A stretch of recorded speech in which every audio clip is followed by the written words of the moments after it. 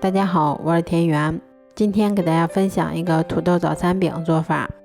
首先我们准备200克去皮的土豆，先给它切成薄片，切好后先把它放到盘子里面，然后再把它冷水上锅，开锅后用大火蒸15分钟左右。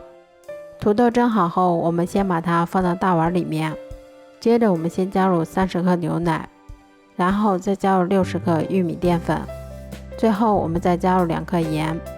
都加好后，我们用擀面杖先把它们捣碎成土豆泥，然后我们再取适量的面剂，先在手心处把它揉成圆球，然后再把它按扁成小饼的形状，这样我们的生胚就做好啦。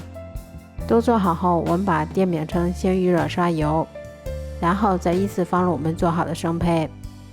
接着我们在表面先刷上一层食用油，防止水分的流失。全程用中小火慢烙，中间给它们勤翻动一下，确保受热均匀。